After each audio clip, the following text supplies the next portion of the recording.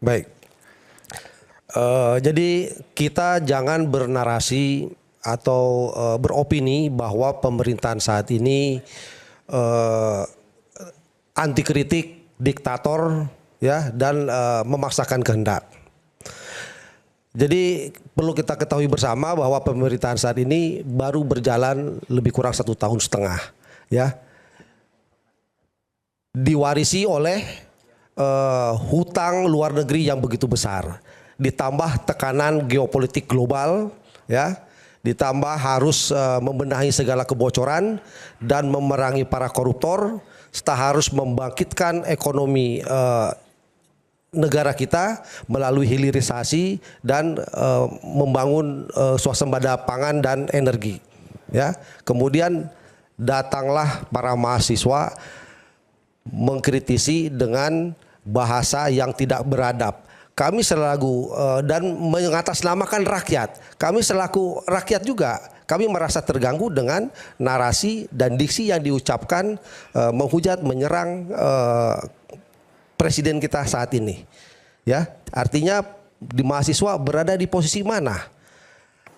Nah, kami melihat bahwa yang dilakukan oleh para mahasiswa ini memang adabnya kurang. Saya yakini mahasiswa saat ini kelahirannya di atas tahun 2000. Mereka tidak mengenyam pendidikan moral Pancasila. Oleh karena itu kami berpesan kepada pemerintah agar pendidikan moral Pancasila kembali dihidupkan, ya, agar bisa diamalkan 36 butir-butir Pancasila itu dapat diamalkan dalam kehidupan sehari-hari, sehingga masyarakat kita, generasi kita ke depan itu tahu bagaimana cara toleransi antar berumat beragama, bagaimana kita menghargai orang tua, ya, sopan santun dan tahu dengan adab. Apabila ini tetap juga masih dilakukan, kami khawatir yang diperjuangkan oleh pemerintah saat ini untuk kepentingan rakyat, ya, khususnya para petani, nelayan yang ada di pedesaan-pedesaan, dihancurkan semua jaringan yang sudah dibangun. Saya khawatir para petani nanti malah mencari kampus-kampus, membakar, dan Indonesia menjadi kacau balau. Itu yang kami khawatirkan, ya.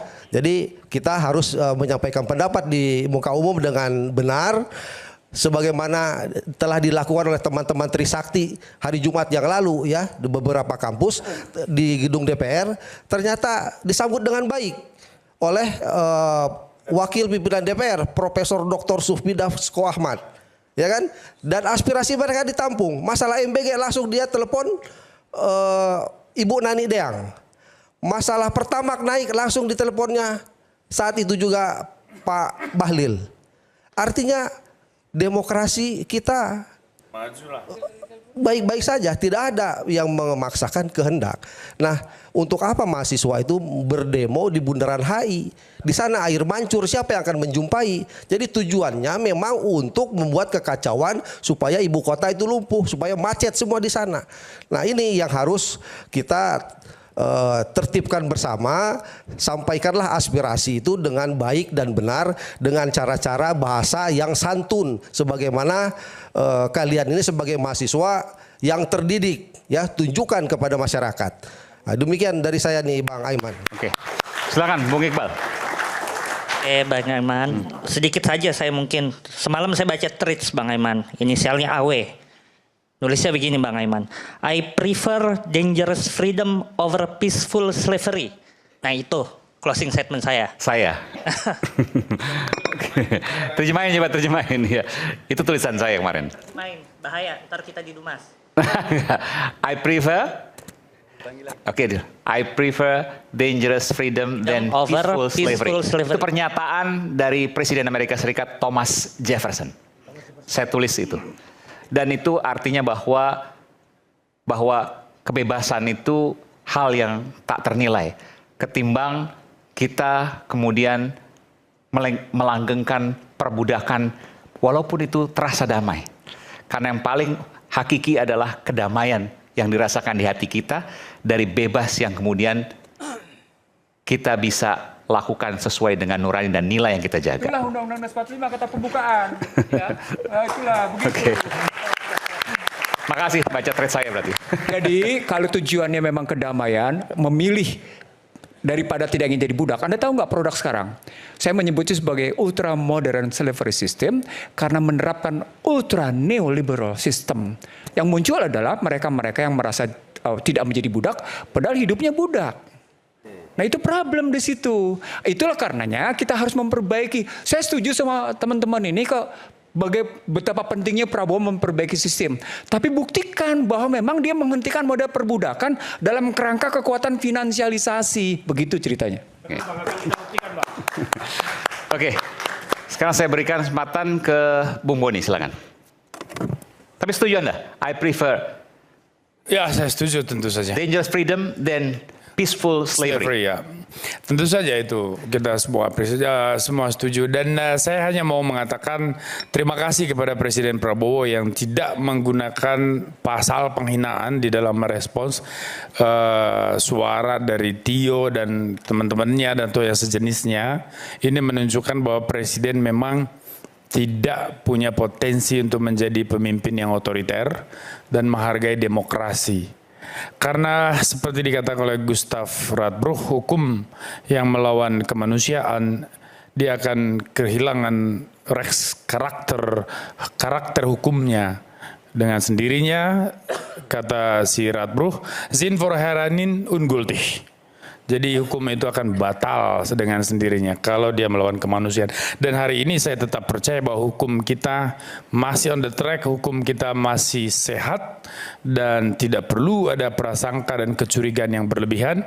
Spekulasi-spekulasi, opini-opini yang terlalu jauh berkembang liar, barangkali kita harus kendalikan supaya semuanya merasa lebih fair, ada keseimbangan. Karena sistem politik itu kan kata kuncinya itu adalah keseimbangan, equilibrium. Kalau ada gangguan pada bagian-bagian tertentu, muncul turbulensi.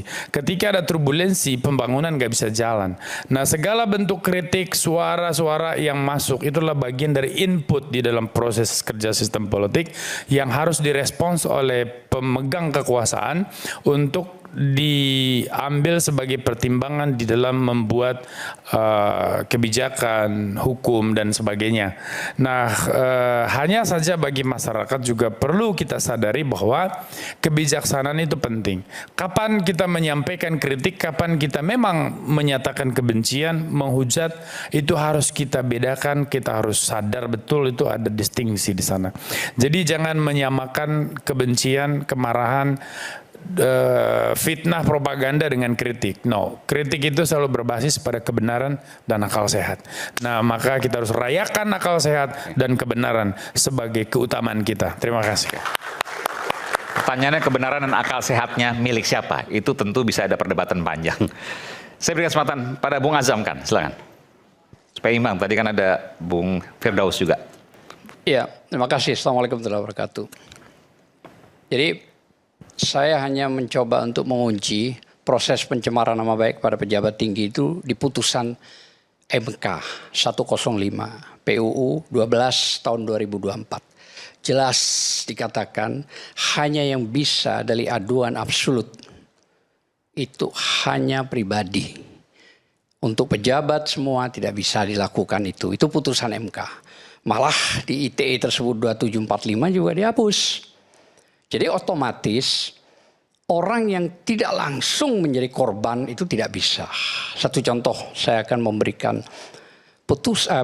kemarin saya memang dari awal sudah beberapa kali termasuk di sini kita berbicara bahwa orang-orang yang melaporkan Roy Suryo itu di luar Pak Jokowi nggak akan bisa dipaksa untuk masuk. Benar, kemarin dianulir di P19 oleh Kejaksaan Tinggi dan Kejari.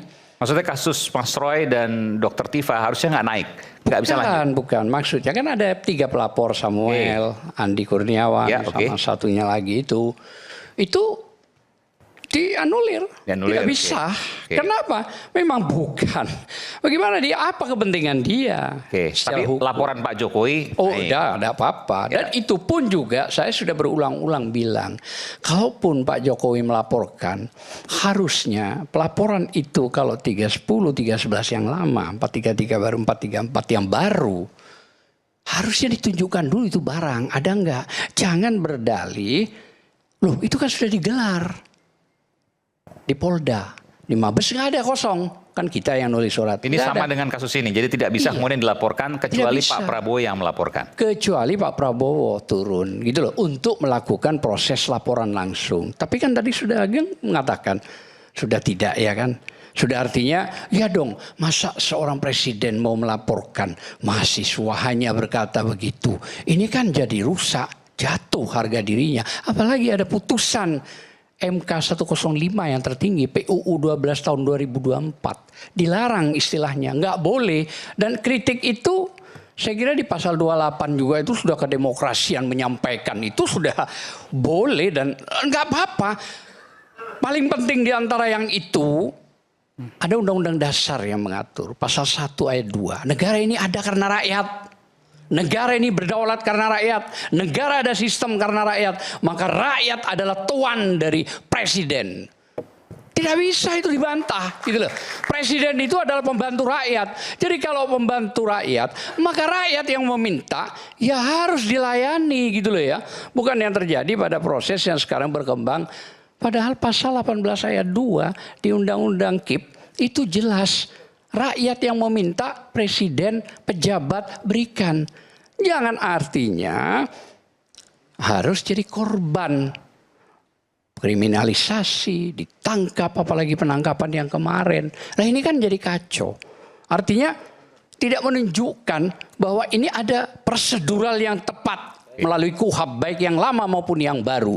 Jadi harapan saya apa yang terjadi kemarin kayak misalnya Polda melakukan kepada Roy dan Tifa, akhirnya juga sama kejaksaan dikeluarkan dengan waktu 4, 5 atau 6 jam, nggak sampai. Nah itu kan pukulan juga. Seharusnya kan tidak terjadi begitu. Tapi oke lah, apapun alasan Polda punya alasannya silahkan ya. Tapi fakta yang nggak bisa dibantah bahwa Kejari, tingkatnya Kejari loh. Kalau Polda itu kan harusnya sama Kejaksaan Tinggi. Ini turun. Tapi faktanya mereka apresiasi ke Polda memperlakukan dengan baik kok. Nggak komplain. Mereka itu jaksa maksudnya? Itu Tifa sama... Oh oke. Iya betul. Tapi dengan turun dari mobil harus diginikan itu kan nggak usah. Ngapain harus begitu-begitu. Ingat loh. Deliknya adalah delik aduan absolut. Pasalnya 310. Sebentar Farhad ya. Pasalnya 310. Pasalnya 311 yang lama. Tapi kan penahanannya kan tentang perintangan penyidik. Sebentar dulu. 122 itu. Sebentar dulu. Ini kan yang coba pelajari KUHAP 97 yang barulah saya katakan. Tersangka pun koruptor, tersangka tetap KPK ngirim surat. Benar nggak sih ya? Ngirim surat tetap koruptor. Lah ini Tifa sama ini apa kejahatan pidananya? Dan tidak bisa dibuktikan apa-apa. Kok tidak ada surat, tidak ada apa-apa, datang-datang hari Jumat 6:30, tahu-tahu menyalurkan, memberikan surat penangkapan. Yang ini akhirnya. Oke, nanti kita bahas mungkin minggu depan itu ya. Terima kasih. Assalamualaikum warahmatullahi wabarakatuh.